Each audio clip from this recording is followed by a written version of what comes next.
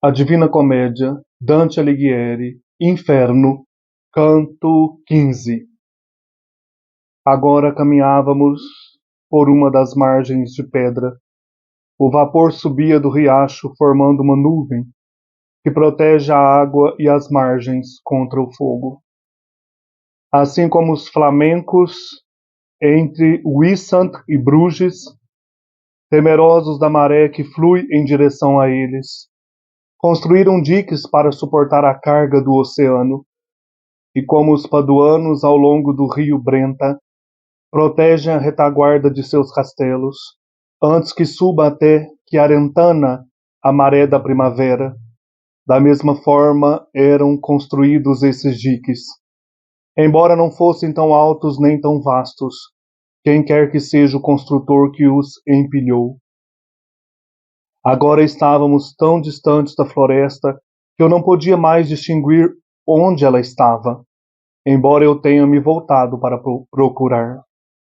Encontramos um grupo de almas que caminhava lá embaixo, próximo à margem dos diques. Cada um olhou para nós como, ao anoitecer, sob a lua nova, os homens olham uns para os outros. Eles franziam as sobrancelhas e semicerravam os olhos, como um velho alfaiate que procura o fundo de sua agulha. E enquanto aquele grupo olhava para mim, um deles me reconheceu e puxou a barra do meu manto, gritando em voz alta: "Oh, mas isso é maravilhoso!" E prestei atenção naquele que me falava dessa maneira. Fixei meus olhos em seu rosto queimado e, apesar de encarvoadas, reconheci suas feições. Meu coração ficou em sobressalto ao saber quem era, e eu, com a mão estendida em direção ao seu rosto, perguntei: "Sir Brunetto, o senhor está aqui?" "Oh, meu filho", respondeu ele, "se não for incômodo, permita que Brunetto Latino se afaste de seu grupo e te faça companhia nesta breve caminhada." Eu disse: "Rezo por isso com todo o meu coração. Eu gostaria muito de me sentar ao vosso lado, se aquele que vem comigo me conceder essa demora." "Filho", disse ele, "se qualquer um desta malta parar por um instante, deve ficar imóvel por 100 anos, sem poder abanar as chamas ao seu redor. Siga, portanto, e eu seguirei de perto. Depois me juntarei novamente ao meu bando, que segue chorando suas eternas penas." Não ousei descer do meu caminho para caminhar ao seu lado, mas baixei a cabeça como alguém que demonstra reverência.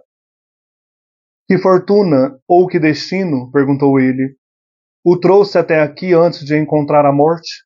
E quem é este que te conduz pelo caminho?" "Lá em cima", disse eu, "na vida serena, eu vagava totalmente desamparado em um vale, antes que meus anos fossem vividos por completo. Eu deixei o caminho certo, mas ontem de manhã ele me encontrou, quando eu estava perdido, e depois, guiado por ele, eu devo retornar para casa." E ele me disse: "Se você perseguir a sua estrela, ainda há de alcançar um paraíso glorioso. Se na vida feliz eu o eduquei da maneira correta, e se meus anos tivessem sido mais abundantes, vendo como os céus te concederam tanta graça, eu teria apoiado e confortado em seu trabalho. Mas aquela raça ingrata e maligna que veio há muito tempo de Fiesole, e sua origem rochosa ainda denuncia, será sua inimiga por causa de suas boas ações. E com uma boa razão, pois entre as frutas podres não convém ao figo maduro crescer. Eles são conhecidos desde longas eras, como um povo cego, voraz, invejoso e vaidoso. Fique longe e não se contamine com seus costumes. A fortuna reserva a você uma grande honra.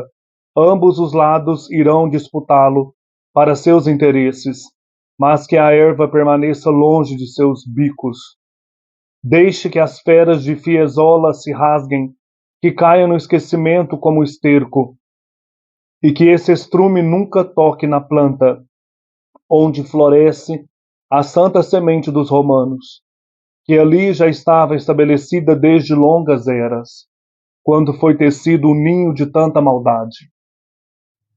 Se minhas orações pudessem ser ouvidas, ainda não teria chegado a hora, eu disse então, de vos retirardes da alegre e doce vida, pois bem no fundo do meu coração e memória ainda está a vossa querida imagem paterna, ao meu lado lá no mundo, em todas as horas, quando me ensinava como os homens se fazem eternos, e sempre expressarei minha gratidão e respeito, em todas as minhas palavras enquanto eu viver.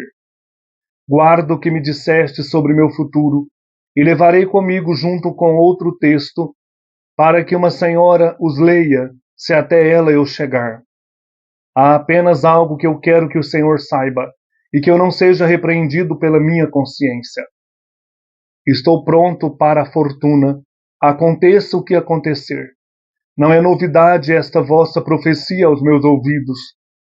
Portanto, deixemos a roda da fortuna girar. Assim como ela gira, o camponês empunha sua enxada. O meu mestre, que estava à minha frente, voltou seu olhar à direita em minha direção e disse: aquele que tomar nota disso é porque ouviu bem. No entanto, eu ainda continuei falando com Messer Brunetto, pedindo a ele para contar-me quem eram os outros ilustres de seu grupo. E ele me respondeu: ouvir falar sobre alguns é bom, mas do resto é apropriado não saber, e faltaria tempo para citar todos os nomes.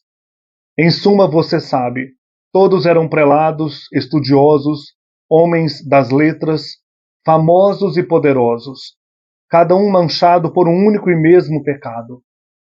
Poderia apontar Prisciano entre aquela corja, e também Francesco da Corso, e veja se você se importa com essa espécie de lixo, aquele que foi enviado pelo servo dos servos, das margens do Arno até Bacchiglione, onde esgotou os nervos com seu vício. Eu contaria mais, porém não posso me demorar, e nem falar mais longamente, pois já vejo no areal novas nuvens de poeira subindo pelo ar. E agora vêm pessoas com quem não devo estar.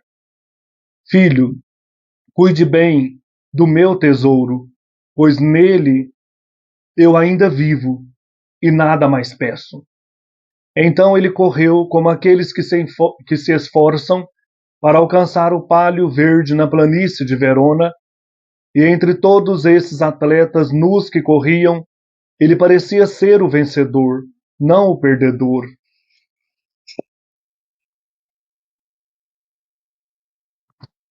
Deixa eu pegar o controle aqui. Tudo bem? Hoje vamos refletir, né, um pouco sobre esse canto 15. Dante e Virgílio estão no sétimo círculo. Dante faz questão de reservar 4 cantos para o sétimo círculo. O sétimo círculo, como vocês lembram, aqui, né, é o círculo dos violentos. Ele é dividido em 3 girões. O primeiro girão é violentos contra o próximo. O segundo girão, violentos contra si próprios, os suicidas. E o terceiro girão, violentos contra a natureza, contra Deus e contra a natureza. É interessante, então, que no primeiro girão, eles estão no rio Flegetonte, o rio de sangue.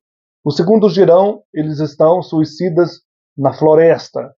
E o terceiro girão, violentos contra Deus, contra a natureza e a arte, eles estão num deserto incandescente. Então são vários cantos, como o canto 14, violentos contra Deus, que nós vimos no último vídeo. O canto 14, violentos contra Deus, estão no começo aí do deserto incandescente. Hoje, canto 15, violentos contra a natureza, eles estão já adentrando o exército mesmo, já estão dentro do deserto incandescente. E esse canto de hoje ele é emocionante, porque nós vamos encontrar um diálogo entre Dante e um de seus mais amados amigos, Brunetto Latini, ou Brunetto Latini. Então eu fiz aqui, como vocês viram também no outro encontro, um esquema deste momento aqui. Nós vimos então o rio Flegetonte, violentos contra os outros, a floresta dos suicidas, violentos contra si mesmo, e violentos contra Deus, contra a natureza, contra a arte. Violentos contra Deus nós vimos no canto 14, canto passado. O Dante e o Virgílio começam a caminhar nessas pedras do riacho aqui, porque esse deserto ele queima os pés. Tem uma chuva constante aqui. Aqui as árpias, né, voando aí sobre a floresta. Aqui chove fogo do céu, né? Chove fogo sobre esse deserto. Então eles vão caminhar sobre essas pedras, porque o manancial desse rio de sangue escorre aqui e atravessa o deserto. Para não queimarem os pés, eles vão caminhar sobre essas pedras. E daí, nesse canto 15, Dante vai encontrar o Brunetto Latino, que era o seu amigo, violento contra a natureza.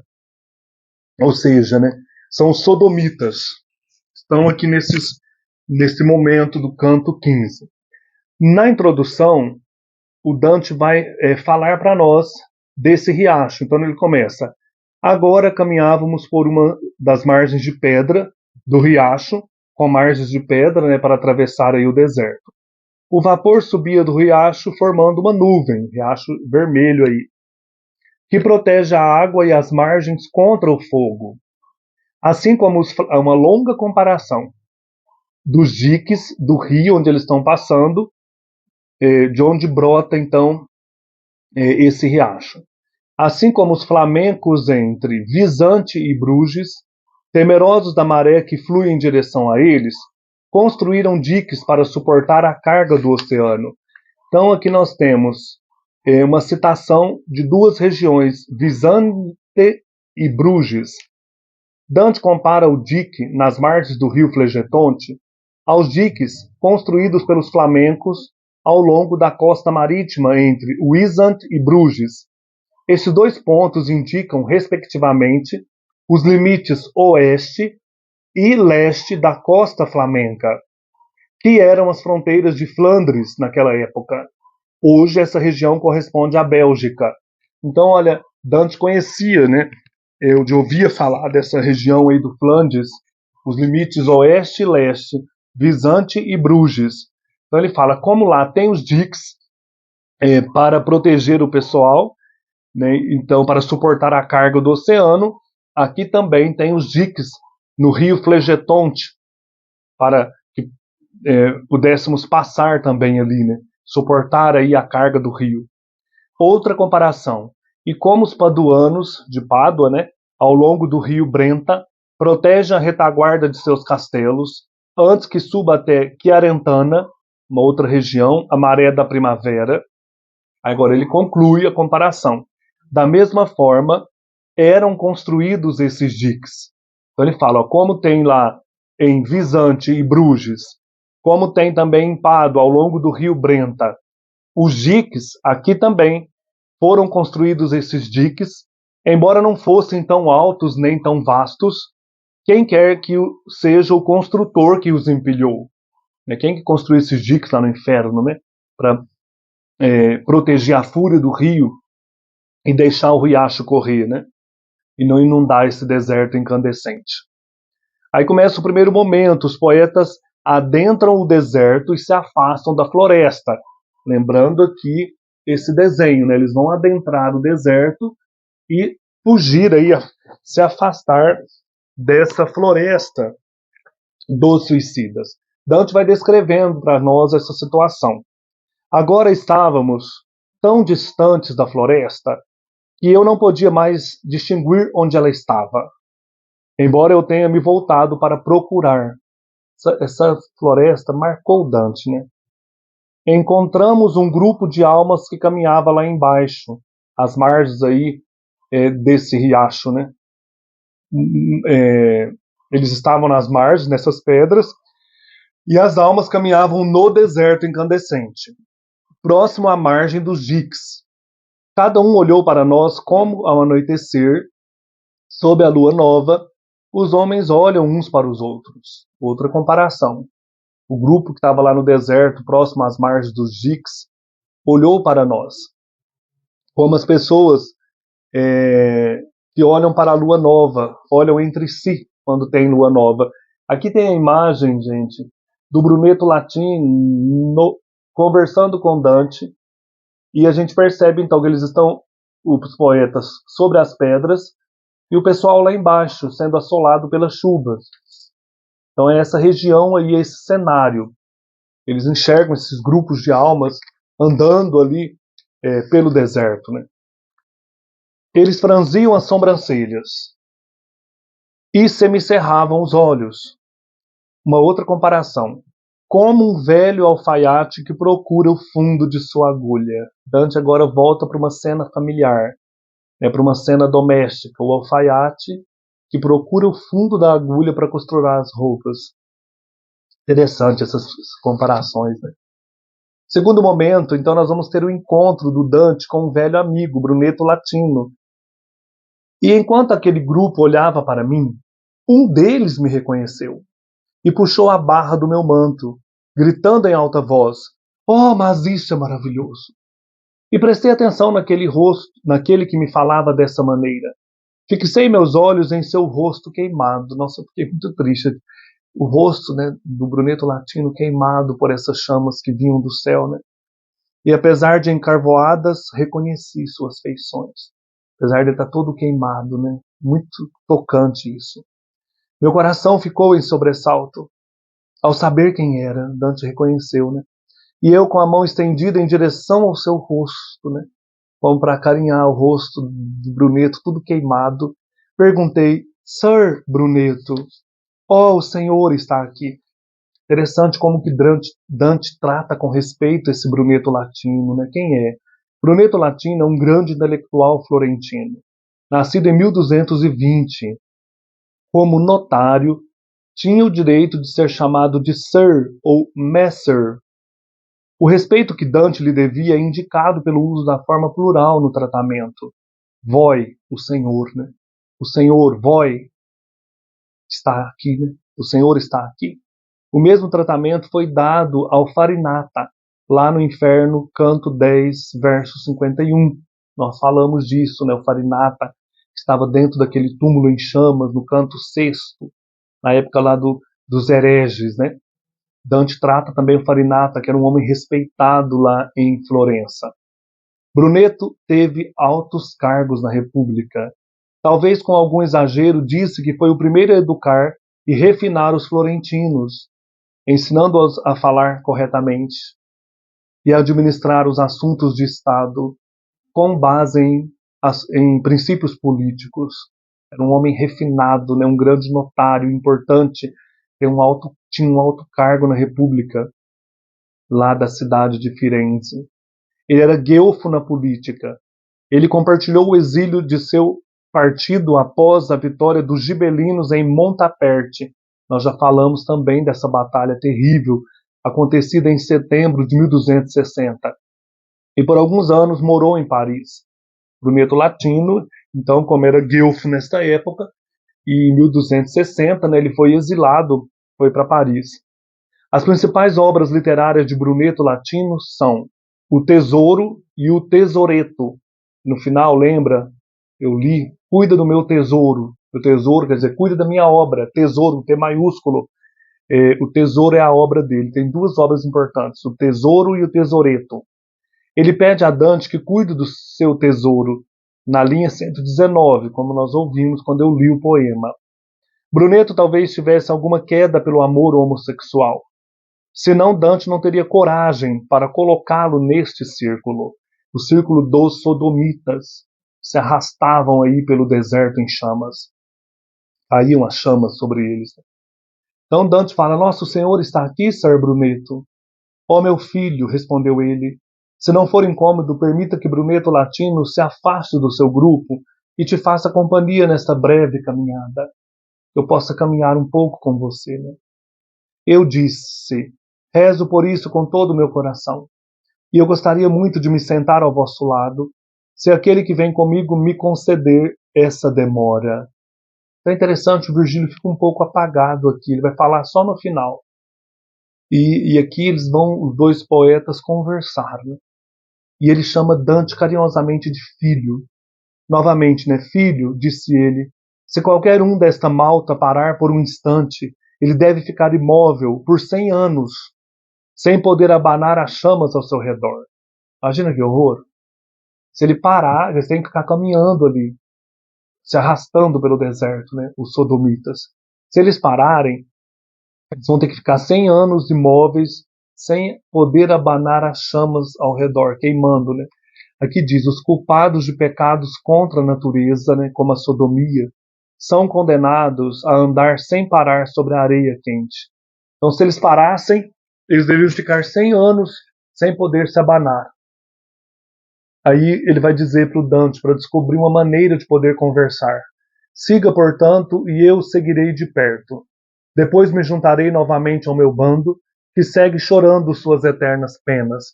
Então o Dante e o Virgílio vão caminhando por cima das pedras, e o Brunetto Latino vai caminhando ali pelo deserto para não poder parar.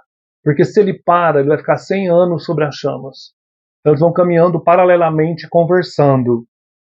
Dante diz, não ousei descer do meu caminho, para caminhar ao seu lado, né, pisar na areia quente, mas baixei a cabeça como alguém que demonstra reverência.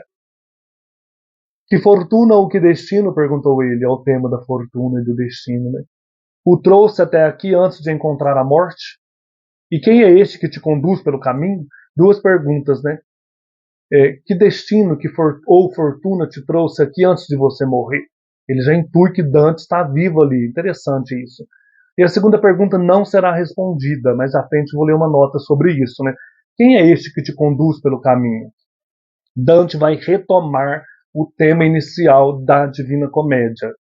Lá em cima, disse eu, na vida serena, quando eu estava vivo ali, lá na Terra, né? Eu vagava totalmente desamparado em um vale, ou seja, a selva escura do canto 1, antes que meus anos fossem vividos por completo. Aos 35 anos, nel mezzo del caminho de nossa vida, no meio do caminho da nossa vida, 35 anos mais ou menos, era o meio do caminho da vida naquela época, me encontrei numa selva escura. Eu deixei o caminho certo, né? Abandonei o caminho da virtude. Então ele vai retomar aquele tema lá do início. Mas ontem de manhã, é interessante isso, a gente pensa que passou anos aqui, mas não. Eles estão nesse momento do canto 15, no sábado, porque foi sexta-feira santa quando Dante encontrou Virgílio. Então foi ontem de manhã, hoje é sábado, na verdade, né, passou um dia só, ele me encontrou, Virgílio, né? Dante não responde quem é Virgílio, mas ele fala, né? Esse aqui, ó, ele me encontrou quando eu estava perdido, ao tema, né? Estava perdido aí no meio da selva escura, meio do caminho da vida. E depois, guiado por ele, eu devo retornar para casa. Então, Brunetto Latino pergunta quem é o guia e Dante não lhe diz. Vamos ver razão. Uma razão para a recusa é encontrada de uma maneira engenhosa no fato de que, entre as numerosas citações do tesouro da obra de Brunetto Latino, Brunetto raramente cita Virgílio. Guido Cavalcanti também é acusado de desprezar Virgílio, lá no canto 10, verso 63. Virgílio parece se revelar a Brunetto na linha 99, nós vamos ver isso. É a única fala de Virgílio neste canto. Lá na linha 99 ele vai dizer: aquele que tomar nota disso é porque ouviu bem. É uma fala aí de Virgílio. Vamos falar dessa citação do Virgílio lá na frente. Então parece que Brunetto Latino não gostava muito das obras de Virgílio. E aqui o texto diz, né? Uma das razões é porque ele nunca citou Virgílio no Tesouro, nesta obra sua. Então Dante não responde para ele. E ele vai continuar, né, o Brunetto Latino depois da fala do Dante. E ele me disse: se você perseguir a sua estrela, ainda há de alcançar um paraíso glorioso. Se na vida feliz eu o eduquei da maneira correta. Então, perseguir a sua estrela. Brunetto cita o horóscopo de Dante. Em outra passagem notável, lá no Paraíso 22, verso 112, Dante atribui qualquer talento que ele possa ter à influência de Gêmeos. Gêmeos aqui é constelação, cuja constelação estava em ascensão quando ele nasceu.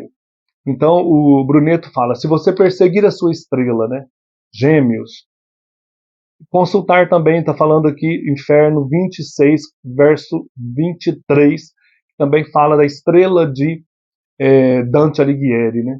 Essa estrela que guia Dante, a constelação de Gêmeos, que era favorável quando Dante nasceu. Então Brunetto diz, se você perseguir essa estrela, né, a estrela favorável, Gêmeos, ainda há de alcançar um paraíso glorioso. Se na vida feliz eu eduquei da maneira correta. Então esse paraíso ou pode ser o paraíso mesmo, o céu, ou a fama pela obra. Então aqui 1300 que se passa a narrativa, que se passa a poesia, né, o poema. Dante ainda não está no exílio, vai ser exilado em 1301, por aí, 1302. Então tudo que o Brunetto Latino falar aqui aparece como profecia. Na verdade, Dante está escrevendo a partir de 1304, 1305 a 1309 que ele faz o Inferno. Então, tudo que Dante colocar aqui na boca de Brunetto será como profecia. Brunetto vai falar do exílio, mas Dante está vivendo já o exílio, a pessoa, né, o narrador Dante.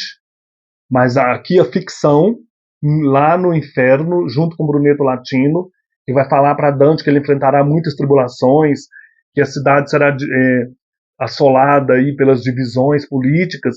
Isso tudo aparece como profecia. É interessante observar isso, né? Como também o Farinata falou do exílio de Dante como profecia. Então, o Brunetto Latino diz, né, se eu te eduquei na vida feliz, quer dizer, a obra do Brunetto Latino, a amizade dele com Dante, eles eram amigos, então isso influenciou muito Dante. E o Brunetto fala, né, se isso serviu para você, você vai caminhar à luz da sua estrela e alcançará o paraíso, uma vida feliz. E se meus anos tivessem sido mais abundantes, diz Brunetto, vendo como os céus te concederam tanta graça, eu teria apoiado e confortado em seu trabalho. Olha, e o Dante está elogiando a si mesmo, né? Se eu tivesse vivido mais, visto como o céu te concedeu tanta graça, de escrever bem, né, de ser um grande poeta, eu teria te ajudado, te confortado mais no seu trabalho.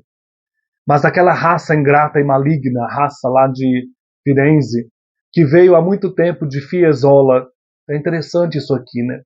Fiesole é a cidade-mãe de Florença, para a qual os fiozelanos migraram no início do século XI. Então, Florença ela é resultado da migração dos fiesolanos. Então, eles vieram, os fiesolanos, para Florença, habitá-la. Mas todos os florentinos faziam o possível para provar que tinham ascendência romana. Que imagina, somos de Fiesole, não, somos de Roma.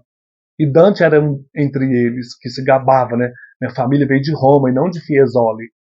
Mas o Brunetto fala, mas essa raça, né, que veio há muito tempo de Fiesole, ele considerava, o Dante, seus concidadãos, em sua maior parte, como a raça grosseira de Fiesole, rudes e de coração pedregoso, como a montanha de onde eles vieram. Olha que interessante, né? Muito legal isso. Então, o pessoal de Firenze foram habitados pelos cidadãos de Fiesole. Fizeram uma migração no início do século XI. Aí, só que todos falavam que vieram de Roma. Então o Brunetto fala, mas aquela raça ingrata e maligna, que veio há muito tempo de Fiesole, e sua origem rochosa ainda denuncia, será sua inimiga. Então ele compara, né, como aqueles que vêm com coração pedregoso.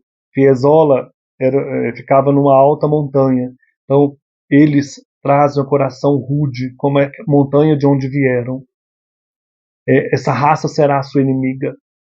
Os filhos aí de Fiesole, os florentinos, serão seus inimigos por causa de suas boas ações. Brunetto elogiando as boas ações do Dante como político lá em Florença, fazia parte do Conselho dos Seis, né? Ele foi, lembra, eu falei disso no vídeo sobre a vida do Dante, já falei isso aqui também.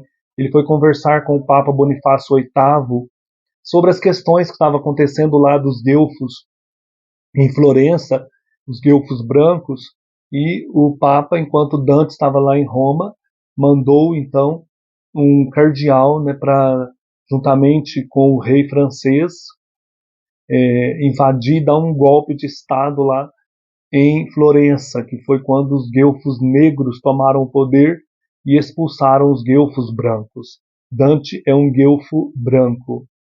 É interessante, ele diz, né, eles serão seus inimigos, e com uma boa razão, pois entre as frutas podres não convém ao figo maduro crescer. Então você é um figo maduro. Não convenha que você cresça, porque você tem boas ações. Aquele povo lá é podre, né? Como frutas podres. Eles são conhecidos desde longas eras como um povo cego, voraz, invejoso e vaidoso. Fique longe e não se contamine com seus costumes. Aqui já é uma profecia também, né? Você vai sofrer muito por causa desses florentinos, mas fique longe deles, você é um figo maduro.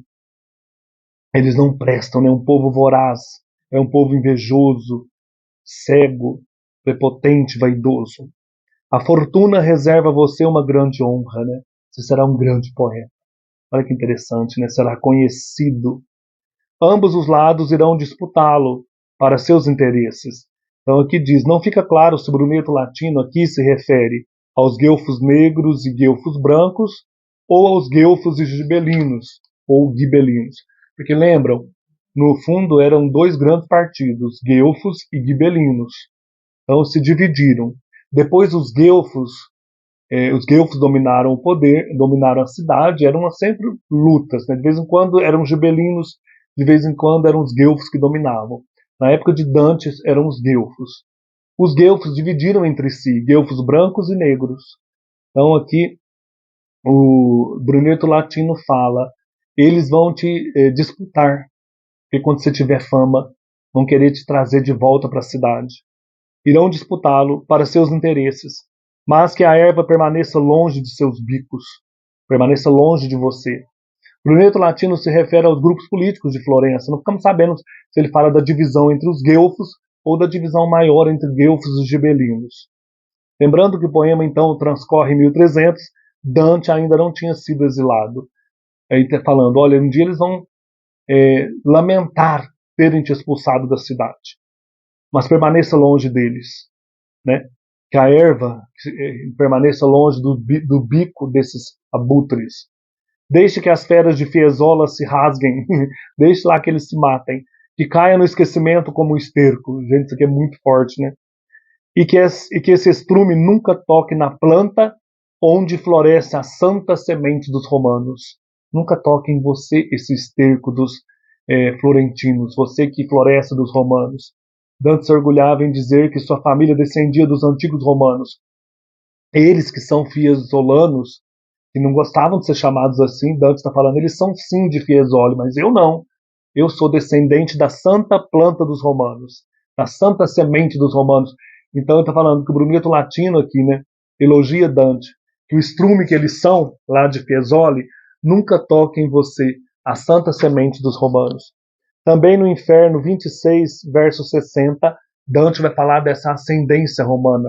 Eu não sou de Fiesole, não, eles que são. Interessante isso, né? A briga entre eles, né? E Dante aqui desmascara eles mesmos. Que ali já estava estabelecida desde longas eras. Você chegou bem depois e você é uma santa semente dos romanos. Eles são de Fiesole, que já estavam ali há tanto tempo, quando foi tecido um ninho de tanta maldade. Então deixa esse povo brigar, permaneça impassível, né? Um dia vão disputar você, vão saber, né, quem você é, quem você será, né? Um grande poeta. Se minhas orações pudessem ser ouvidas, ainda não teria chegado a hora, eu disse então, de vos retirardes da alegre e doce vida. Então Dante fala, né, se fosse pelas minhas orações, você teria vivido muito mais. Pois bem, no fundo do meu coração e memória, ainda está a vossa querida imagem paterna, ao meu lado, lá no mundo, em todas as horas, quando me ensinava como os homens se fazem eternos. E sempre expressarei minha gratidão e respeito em todas as minhas palavras enquanto eu viver. Então Dante tem um profundo respeito e gratidão por tudo aquilo que o Brunetto Latino ensinou para ele, né? Pelas horas felizes que passamos juntos ensinando, quando você me ensinava como os homens se fazem eternos. Bem lá no fundo do meu coração, trago essa imagem paterna. Guardo o que me disseste sobre meu futuro e levarei comigo junto com outro texto para que uma senhora os leia, se até ela eu chegar. Então, quer dizer, vou levar todas essas palavras que você está dizendo sobre o meu futuro, junto com outro texto. Levarei, né, a questão também da perseguição, mas da glória que eu atingirei como poeta até a senhora, quando junto dela eu chegar. E é interessante lembrar que Tiaco e Farinata já haviam previsto os problemas que aguardavam Dante. No Inferno, canto 6, verso 65, e canto 10, verso 79. Então Dante já sabia do exílio. E o Dante fala, eu levarei tudo isso comigo junto com outro texto, que é o texto aqui certamente do Tesouro do Brunetto Latino, né? Para a senhora, para que a senhora os leia. A senhora então é Beatriz, né? Quando até ela eu chegar. E depois ele diz, há apenas algo que eu quero que o Senhor saiba, e que eu não seja repreendido pela minha consciência. Estou pronto para a fortuna, aconteça o que acontecer. Então Dante enfrentará o exílio com coragem. A fortuna aqui é o exílio. Não é novidade esta vossa profecia aos meus ouvidos, portanto deixemos a roda da fortuna girar. Novamente esse tema, né? Assim como ela gira, o camponês empunha sua enxada. Aqui uma comparação também. Né? Deixa acontecer como o camponês todos os dias vai para a roça trabalhar a lavoura, trabalhar a terra, deixa a roda da fortuna girar. Virgílio, aqui tem uma citação, olha. O honesto cumprimento do dever é a melhor defesa contra a fortuna adversa. Não sei se isso aqui é de Dante, não fala de quem que é aqui na nota, né? Ou do Brunetto Latino. O honesto cumprimento do dever é a melhor defesa contra a fortuna adversa. Talvez seja esse texto que o Dante vai levar nessa mensagem aí do tesouro. Talvez seja assim do tesouro do Brunetto Latino. Daí então, Dante fala, não é novidade essa profecia do meu exílio.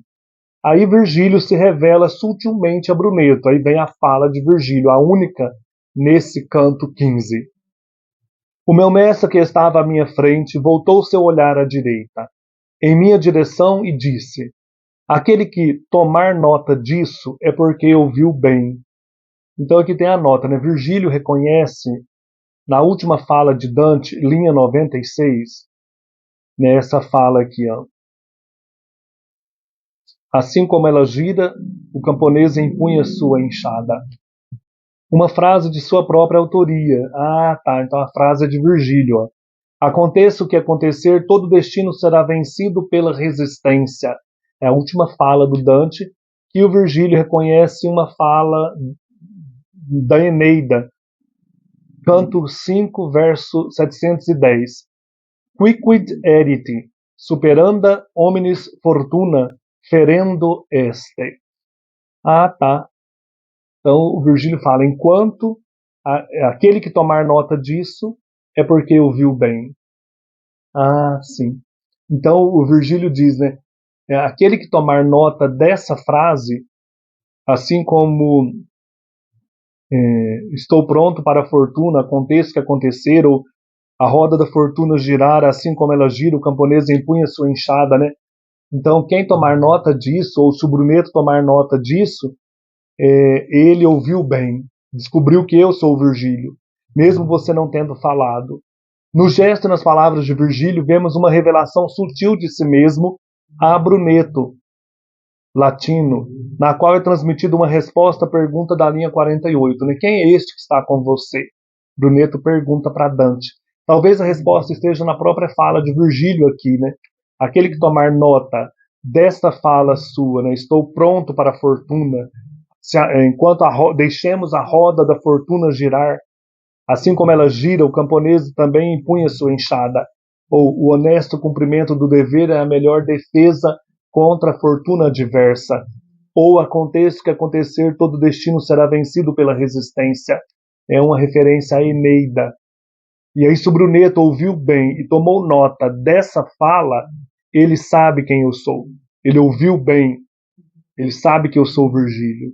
Embora ele não tenha gostado de mim lá no seu livro O Tesouro, não tenha citado nada sobre mim. No entanto, eu ainda continuei falando, agora é Dante, né? Com Messer Brunetto, Dante o poeta, né? Pedindo a ele para contar-me quem eram os outros ilustres do grupo, quem eram as outras pessoas que estavam ali caminhando com ele. E ele me respondeu: ouvir falar sobre alguns é bom, mas do resto é apropriado não saber. E faltaria tempo para citar todos os nomes. Em suma, você sabe, todos eram prelados, todos que eram sodomitas aqui, ó, prelados, estudiosos, homens das letras, famosos e poderosos, cada um manchado por um único e mesmo pecado, o pecado da sodomia, né?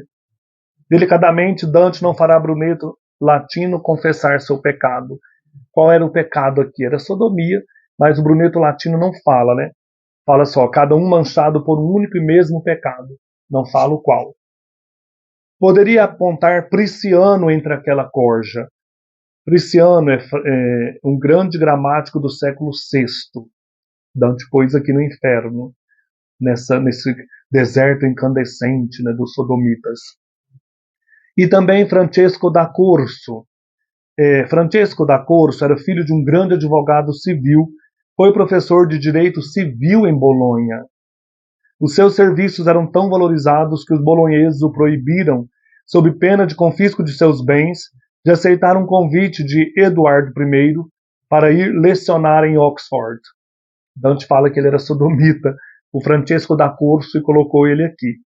E veja, se você se importa com essa espécie de lixo, olha aqui, aquele que foi enviado pelo servo dos servos, das margens do Arno até Bacchiglione, onde esgotou os nervos com seu vício. Ele foi enviado pelo servo dos servos. Então vamos ver a nota. Um dos títulos do Papa é Servus Servorum Domini. O padre enviado pelo Papa e referido com tanto desprezo é Andrea, da família florentina dos Mozzi, muito engajado nos assuntos políticos de seu tempo, que se tornou bispo de Florença em 1286. Então esse padre foi enviado pelos servos dos servos, ele está aqui também. Foi enviado das margens do Arno até Bacchiglione. Lá ele esgotou seus nervos no vício da sodomia. É interessante, Andrea Mozzi está aqui também. Quem estava lendo o poema na época de Dante saberia quem era, né? A gente precisa das notas para saber. O mais interessante é que ele foi o pastor-chefe de Dante, esse Andrea Mozzi, durante sua juventude, e foi remetido ao mesmo círculo vergonhoso do inferno que seu amado mestre Brunetto latino. Uma terrível evidência da corrupção da vida entre os clérigos, bem como os estudiosos do século XIII. Então Dante coloca aqui nesse círculo, né, dos sodomitas, tanto clérigos que ele conheceu na juventude, que foram chefes dele, chefes mestre, Dante sabia que eles eram sodomitas, e coloca também o seu grande amigo estudioso aí, Brunetto latino, que era também poeta, estudioso, está aqui, né, nesse círculo terrível da sodomia aqui no inferno, né?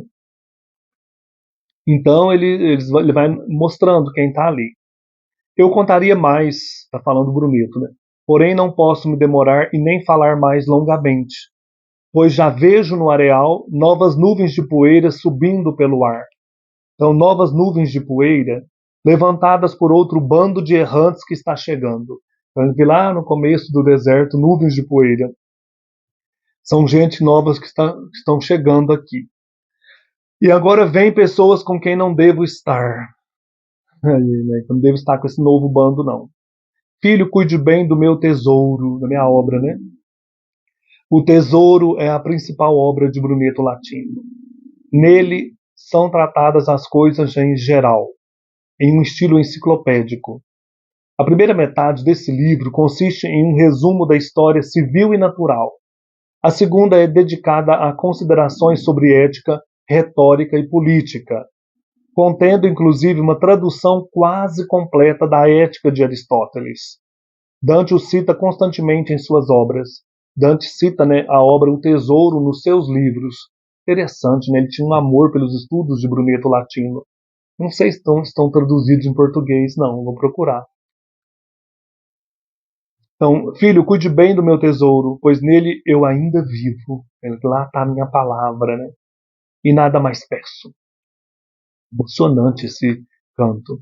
E aí Dante termina. Então ele correu, como aqueles que se esforçam para alcançar o pálio verde na planície de Verona, e entre todos esses atletas nus que corriam, ele parecia ser o vencedor, não o perdedor. Então o pálio verde, olha, como aqueles que, comparação, como aqueles que se esforçam para alcançar o pálio verde na planície de Verona. Para comemorar uma vitória conquistada pelos veronenses, foi instituída uma corrida que era disputada no primeiro domingo da quaresma. Então Dante retoma essa tradição aqui que acontecia lá em Verona, essa corrida, né, no primeiro domingo da quaresma, para comemorar uma vitória em uma guerra, né, que os veroneses tiveram. O prêmio era uma bandeira de pano verde e os competidores corriam nus. Então por isso ele fala, olha, como aqueles que se esforçam para alcançar o pálio verde na planície de Verona, e entre todos esses atletas nus que corriam, o último verso é comovente. Ele parecia ser o vencedor, não o perdedor. Parecia ser aquele que consegue o pano verde. Então ele está nu, está lá no deserto incandescente, né? Vai embora, sumindo aí nas areias. Brunetto Latino desaparece em meio ao deserto de areia escaldante, despedindo-se de seu antigo aluno. A frase final de Dante sobre seu amado mestre nos emociona, pois foi escrita da maneira mais bonita e suave possível. Ele parecia ser o vencedor, não o perdedor, entre aqueles que corriam nus, buscando aí o prêmio, né, do pálio verde. Que bonito, né? Ele parecia ser o vencedor, não o perdedor. Quer dizer, está ali, né, no pecado, penando seus delitos, né, a sua sodomia. Mas ele parecia ser o vencedor, não o perdedor, como ele era, né? Que triste.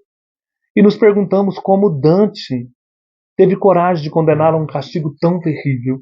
Ele que era amigo de Dante, né? Aqui, olha, como que Dante faz isso, né? Coloca o seu amigo estudioso lá de Florença num castigo tão terrível da sodomia, né? Expõe o Brunetto Latino. Um canto comovente, o canto 15 da Divina Comédia.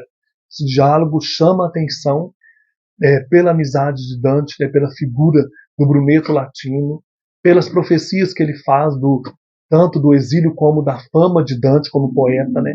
Sua fama se estenderá. Belíssimo canto. Então é isso, um abraço e até mais.